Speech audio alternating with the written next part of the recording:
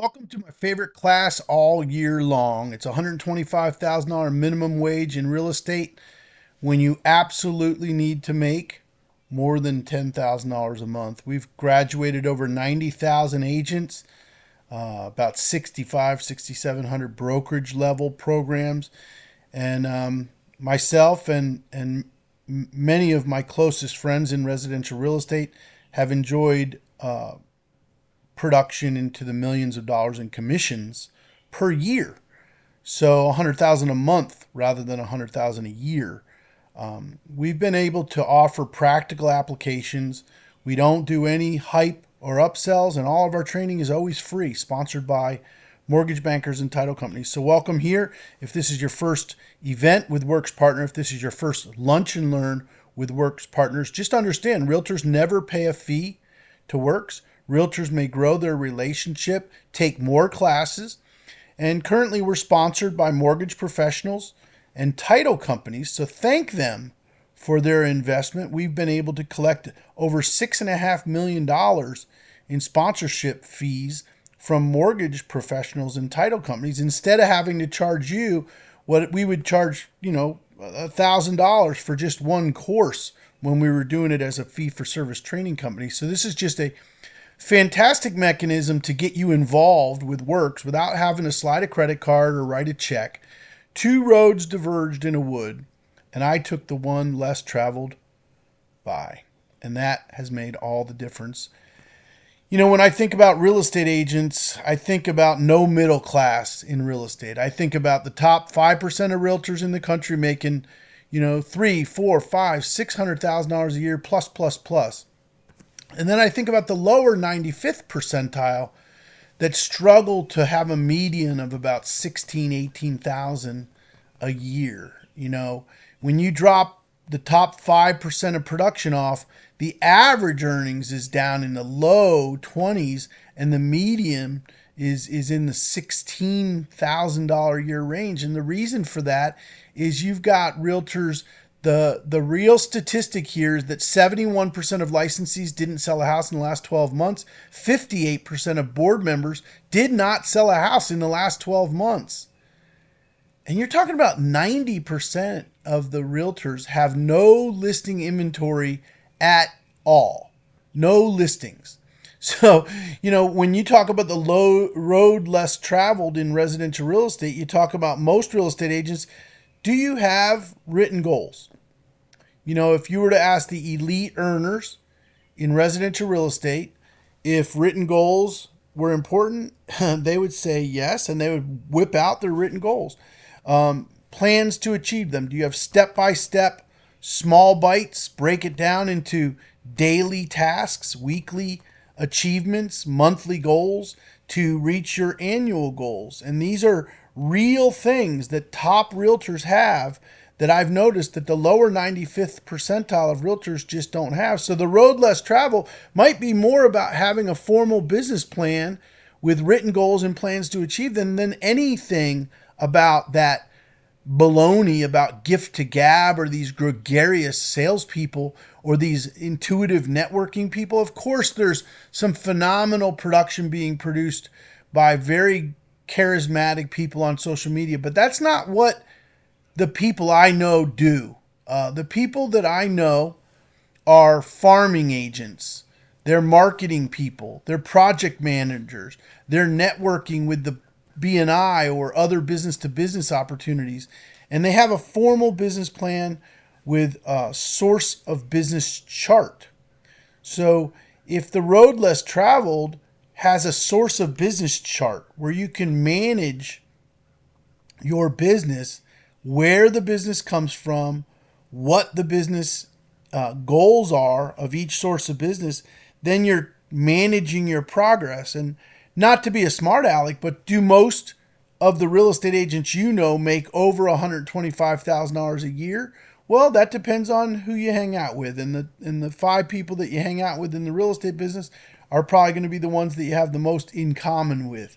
So if you're hanging out with the people who sell one house every 3 months, you're probably going to be more similar to them. If you're hanging out with the people that are selling, 2 and 3 and 4 houses a month, which sounds impossible to some agents, right? How could you take 4 listings a month and sell 2 or 3 houses a month every single month and really make a difference? What would make all the difference for you? If it's not goals and plans and business planning and a source of business chart, I would say that it might be job descriptions then. So every real estate agent has 4 primary job descriptions.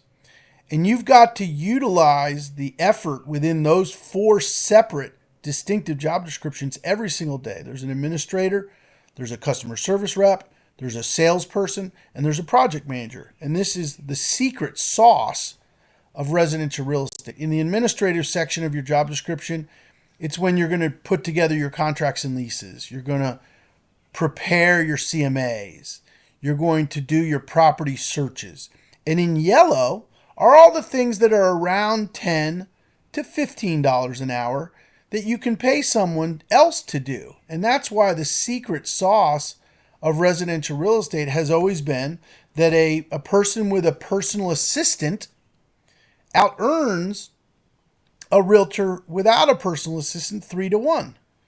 So when you're talking about the listing services platform, you're talking about an administrative relationship to making sure that the listing services goes out on time, according to schedule, scheduling your photos, your drones, your inspections, your appraisals, scheduling showings on your listings and on the homes that you're going to go out and show, and administratively making sure that you're setting up your open houses. And one thing I put in orange there are the things that the top realtors still do themselves.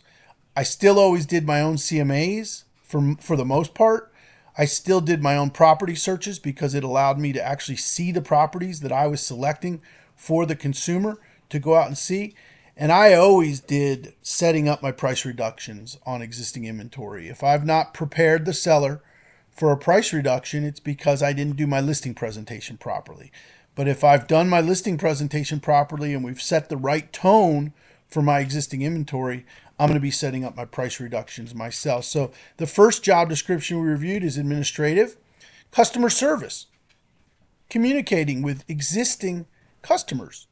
All of your active buyers. This is a full-time job description. If you've got 600 buyers in your active database, how do you communicate with them via text, email, video? Are you someone who picks up the phone and calls the top buyers in your database every other week, every month? Follow up on plans and decisions with the consumers that are on hold. Maybe there's a seller that hasn't yet put their house on the market. That customer service relationship that you're building, the wants and needs analysis, how have their goals changed? And are you spending time with your customers on goal setting? If you've got somebody who is thinking about selling a house, but they're not ready to put the house on the market, one of the most important things you do is, do they have a goal to stage the property before they put it on the market? Do they have a goal to accept cash offers on that property through one of the cash offer systems? Are you able to deliver market feedback as the pricing that you talked about back in May, June, or July started to change in August, September, and October?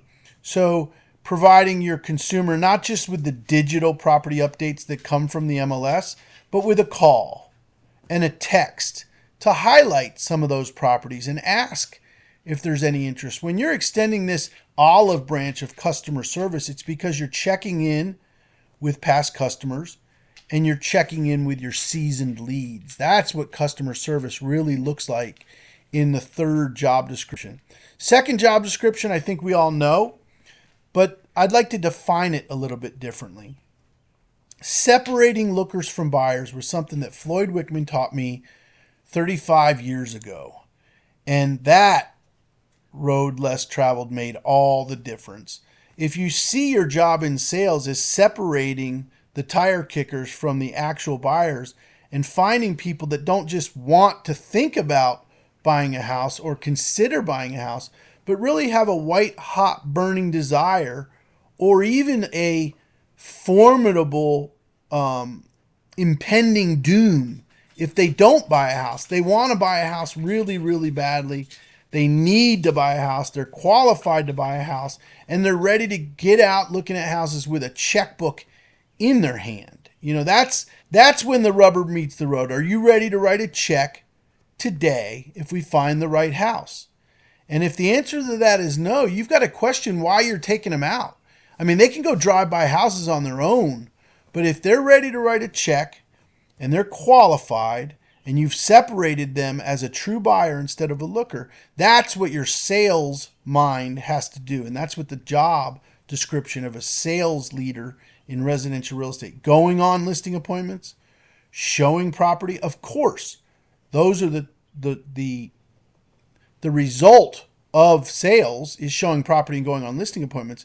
But the act of sales is separating lookers from buyers and qualifying those buyers and sellers. That's what sales is all about, is separating lookers from buyers and qualifying your buyers and sellers. So the showing property and listing appointments is the result of your sales. Price reduction appointments is the result of your sales. Do you really want to sell this house? We've got to sharpen the pencil. We've got to make a move on price. This market is not as active as it was just 6 to 12 months ago. And also, sales is going to be the finesse of managing and negotiating your offers and your counter offers. So, of course, one of the things in 2025 that wasn't available to us is the power for you to leverage the power of social media, leverage the power of video in social media so that you are a pronounced sales leader through consumer direct communication through social media. And the best way you can do that in 2025 is via video.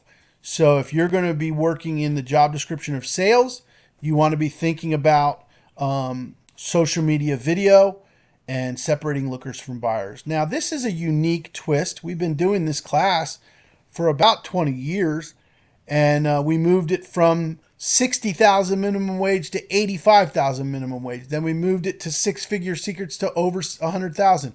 And now in 2025, we're firmly planted on a $10,000 a month business plan in this course.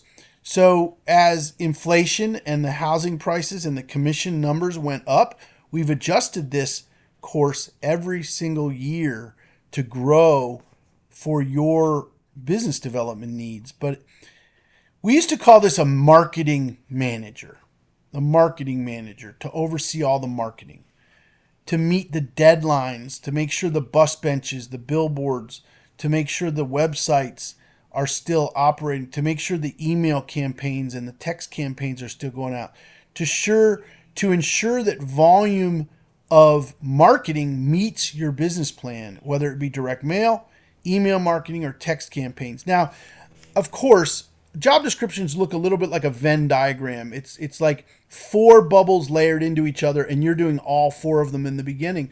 But the goal of our career is to manage personal assistants, because agents that manage personal assistants out-earn other agents by 312%. 3-to-1 income improvement just by having a project manager that can manage all of your social media deployment, your post-closing customer relationship management, gathering testimonials, and keeping in touch with people on their birthdays, anniversaries, and holidays. If you're a full-time realtor, you might not have time to babysit all of these little nuances. Now, the distinction between a marketing manager and a project manager is who makes the decisions. So if I'm the residential real estate agent with an expertise in sales and marketing, I want to direct someone else to do it my way. I'm not going to just let them willy-nilly go in and do their own marketing management. That's why we changed the term from marketing manager to project manager. So the theme there is that we're going to make the decisions about who, what, where, and when our marketing touches. And we're going to control the messaging. So I might have a weekly meeting with my project manager just to discuss what they're deploying this week. And in social media scheduling, you could be months ahead in your social media. So enough said on that. I want to switch gears into what we refer to as a source of business chart. If you're new to Works, there's multiple Works simple systems to generate transaction volume. In this source of business chart, we're managing six simple systems to generate an average of about $850 to a million each, so that we've got a good consistent $5 million a year in residential real estate volume to make sure we produce $125,000 in gross commission income. Now, you see the sources of business on the bottom of your screen. You're talking about handwritten notes to absentee owners. That absentee owner system has been working for thousands of agents across the country that use handwritten notes with a stamp on them to go out to absentee owners, and that is absentee owners are people that have a home that they do not currently live in. Then you've got a seasoned expired campaign that doesn't call the expired listings from last night, rather slides into the DM of people who expired 6 months ago, 8 months ago, a year ago, and still have not relisted their home.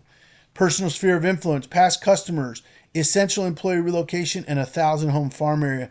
That's $5 million a year in production based on a 2.5% commission. We're not ballparking a 3% commission across the board, but with good negotiating and exceptional credibility in the market, you should be able to hold to at least a 2.5% commission. You know, one of the great lessons of the $500,000 a year realtors that I've spent time with is that they don't manage the number of transactions that they do specifically. Rather, they manage the tasks that they must do to get those transactions. So when you hear something rudimentary or sophomoric or even simple, like absentee owner notes, I met a gentleman in Virginia who did 410 transactions, and he sent out about 40 notes a day. He told me that some days he only does 20 or 25, and some days he does 60 or 70.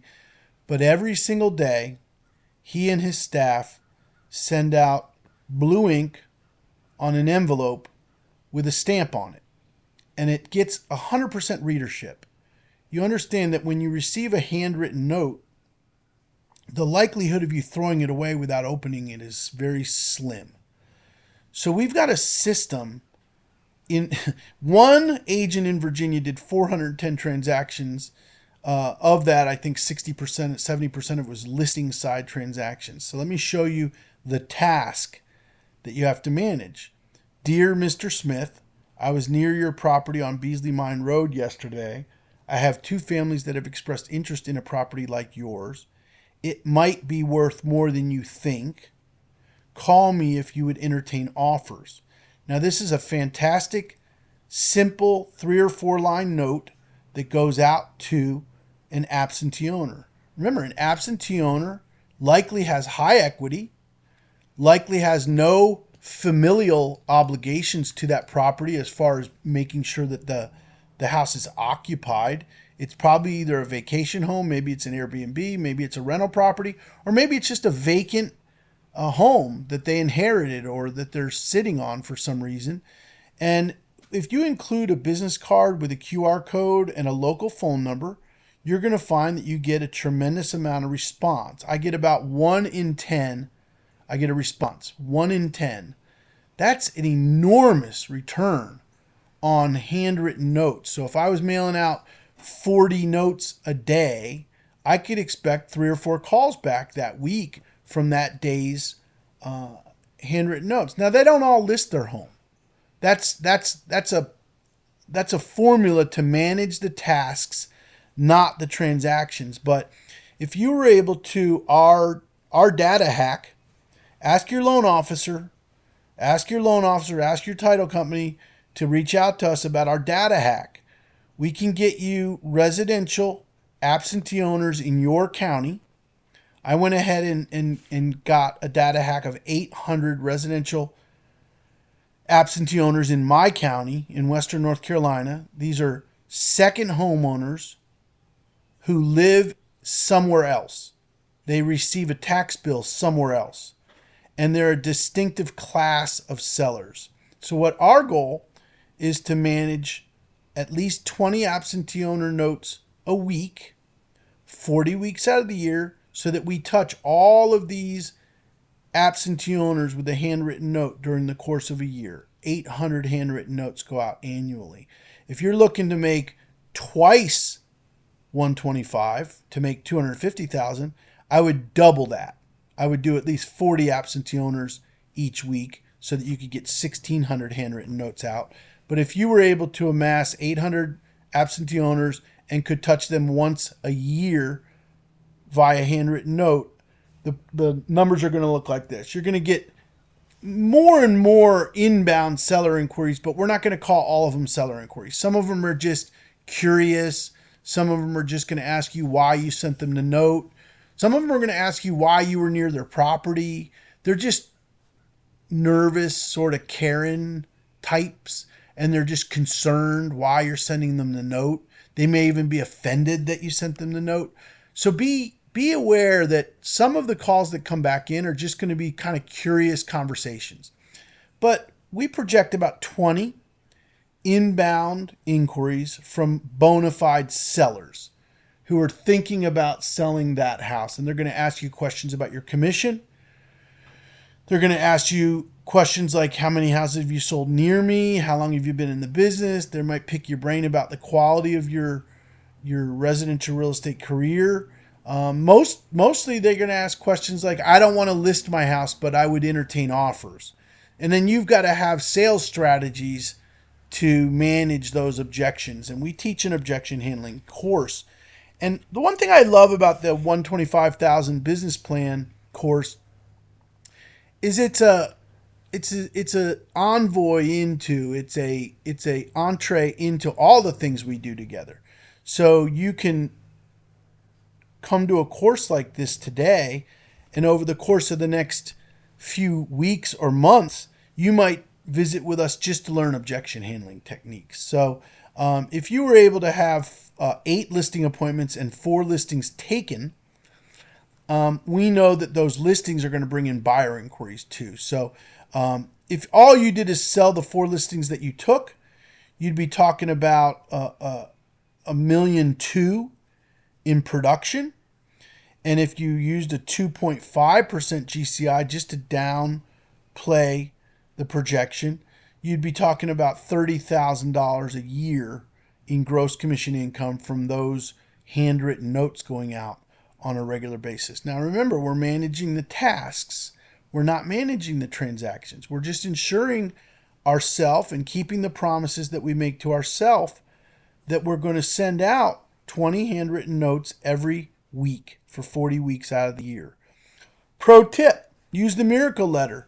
Seasoned expired listings love the miracle letter. There's a miracle letter tutorial on workspartner.com, and you can access the free miracle letter template that's sponsored entirely by your mortgage professional.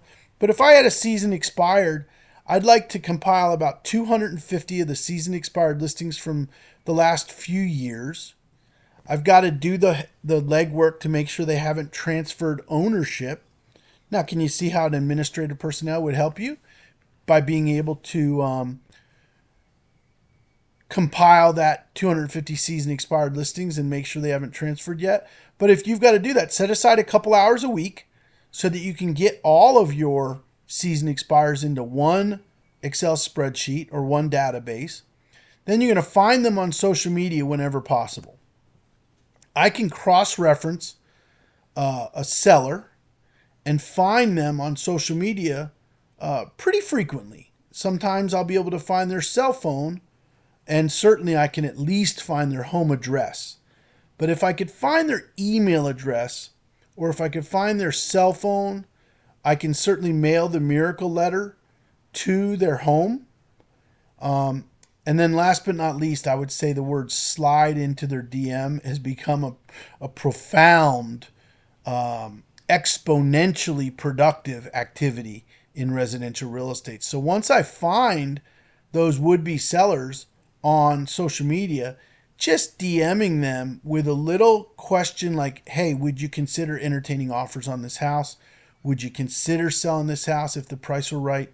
And what we want to do is we want to farm these sellers with multiple touches so that just like a geographic subdivision farm, we're going to always focus on getting voice to voice with them, but we want to add some concierge level relationship to them. Is there anything I could do to help you with your house? Do you need a handyman or a roofer? If you ever need any support with this property that you have here near me, I'm always willing to help. So you're creating a concierge level relationship with those seasoned expireds and those absentee owners whenever possible. Now, if you're a emerging real estate agent who needs to make $10,000 a month, we've broken down two sources of business for you that have been proven over a 40-year career. We're talking about Hall of Fame production from dozens and dozens and dozens of individual agents that I know that use these two sources of business. And our projections are minimal. Our projections are 1.2 from absentee owners and only $800,000, just a couple of sales from your season expireds. Now, no single source of business has to produce a result that's extraordinary. I'm going to say that again. No single source of business needs to produce an extraordinary result. Your business plan on a 2.5% commission per transaction, you're projecting about $50,000 in gross commission income from these 2 1-hour commitments a week. You know, two hours a week of labor, 2 hours a week of accountability, 2 hours a week of keeping a promise that you make to yourself to send out your absentee owner notes and to reach out to your seasoned expired listings. And if you were sending out resumes for a job that you could get, you'd have to work 30, 40 hours a week to bring in $50,000 in a regular job, I think, out in the field. But to have an opportunity in residential real estate to bring in an extra $50,000 a year from just two very rudimentary, I would almost say sophomoric sources of business that any individual could achieve. As long as you have the personal power to do your absentee owner marketing campaign and your season expired marketing campaign, you will get the seller inquiries. And I would happen to think that if you got the seller inquiries, you'd probably develop the objection handling techniques as soon as you ran into them. Like, how much is your commission? You'd learn how to answer that question without stammering and stuttering, right? How long you been in the business? What are you trying to do? You know, why did you call me? You know, do you have a buyer for my house? Will you want to just write an offer? I'll pay you 3%. All these types of objections that come in from sellers are commonplace. There's not more than 12 or 15 objections that come in from sellers. So being familiar with those seller side, listing side objection handling techniques is inherent in your professional development. It is integral to your professional development for you to be fast on the response, like a flashcard. How much is your commission? Boom. What's the answer? You know, hey, you can write an offer. I'll pay you 3%. You know, you have to know how to respond to those types of objections before you start sending out your absentee owner and your season expireds. I think one of the most pragmatic things you can do in residential real estate, one of the most important things you can do in residential real estate is to build a farm area. Now, we offer you a Farming Fridays curriculum that's 6 weeks long. I believe that it's worth you investing the 6 weeks in Farming Fridays. It teaches you how to leverage the power of video. It teaches you how to become the area expert in a particular geographic or subdivision farm. Farming Fridays shows you the research that you have to do and where you can find the data that will help you know the neighborhood as an area expert. And the other thing that we stress in Farming Fridays training is that you drive the neighborhood frequently. You want to see what's going on in the neighborhood. Who's putting a roof on? Who's doing a renovation? Who might be upgrading their landscaping? And keep a little binder in your car so that you can write down notes about each address in your farm area. You're going to start to think of your farm area like a store. Like that's your inventory. You need to know who in that farm area is an empty nester, who in that farm area is an absentee owner, who in that farm area tried to sell their house once before and didn't sell it, who in that area is thinking about selling soon. Is there any way to know that? Are there any data analytics that are available through a data hack to find out of your 1,000 home farm area, which are the 20 to 40 homes that are most likely to be listing their home in the next 6 months? Well, we have those secrets and they're available to you through Farming Fridays. They're sponsored entirely by your mortgage professional. And we're excited because we believe that if you were able to invest 2 hours each week in your farm area and sit open houses in your farm area, the minimum production we could expect from that farm area would be 3 listings. And if we averaged $330,000 per listing, which is below the national median, you'd be talking about $1 million in production from that farm area. Currently, with just 3 sources of business, we've elevated your business plan based on a 2.5% gross commission income to $75,000. That's a 4-hour work burst of Simple Work Systems to offer your career 4 hours of accountability.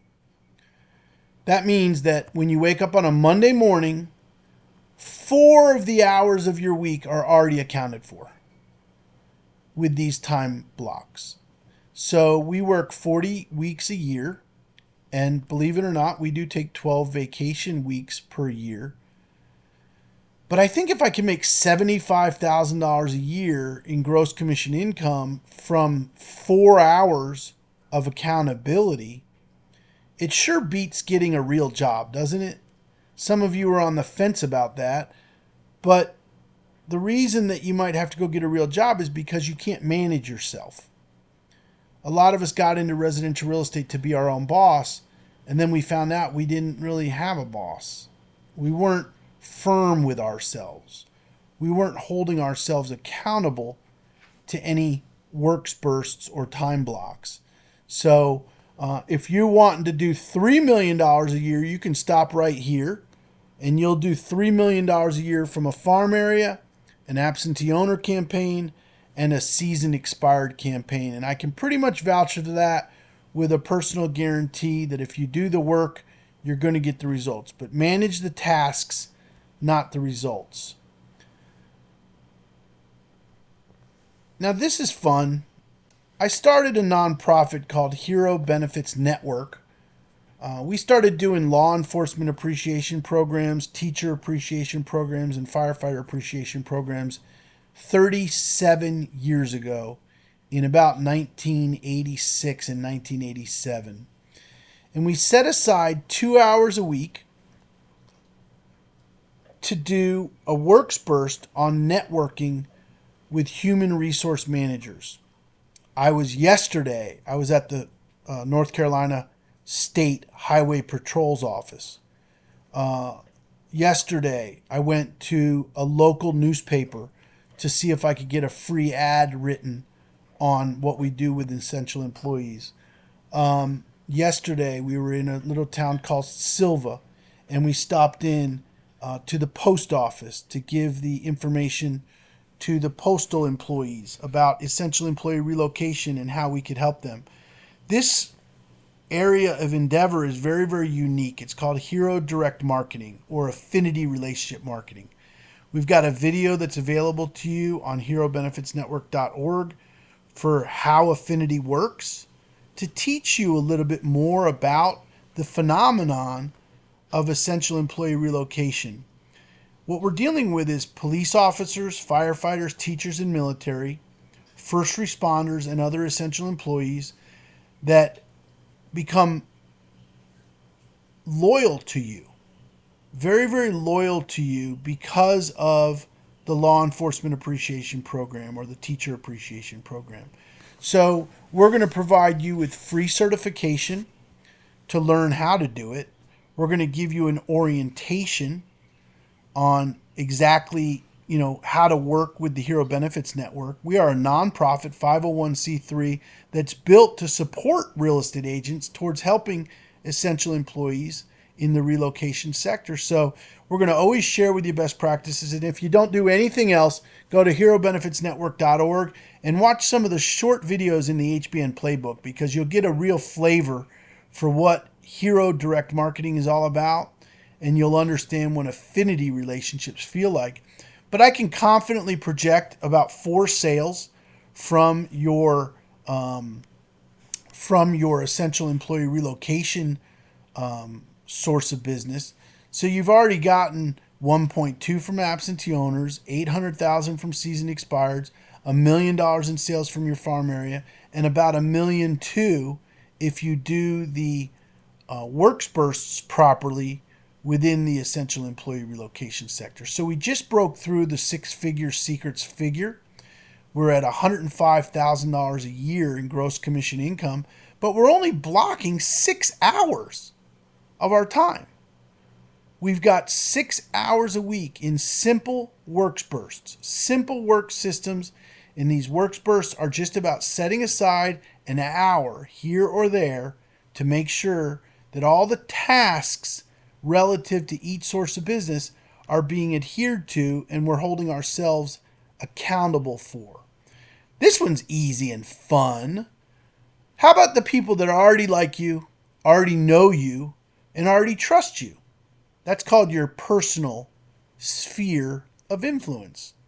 Personal sphere of influence are the kids you graduated high school with, the people that you went to college with, the people that you worked on a different job with earlier in your career.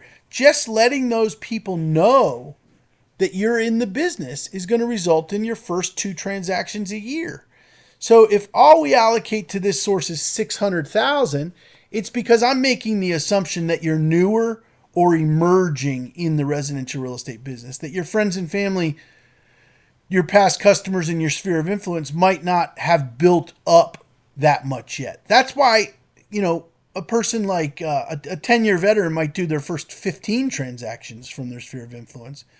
But for an emerging associate, we want to base a relatively achievable figure. 2 transactions at $300,000 a piece. You're talking about $600,000 from your personal sphere of influence. And what we're going to recommend that you do on this one is to block time out for leveraging the power of video. Of course, you're going to do some personal sphere posts, and you're going to do some realty relevant posts. You're going to do some personal posts. I like realtors because they always show the martini pictures from Friday night, and they always show the bikini pictures from Saturday morning. But they don't do a lot of market news, and they don't do a lot of realty relevant posts. We're recommending 11 posts per week to follow the personal sphere track that we set out to do.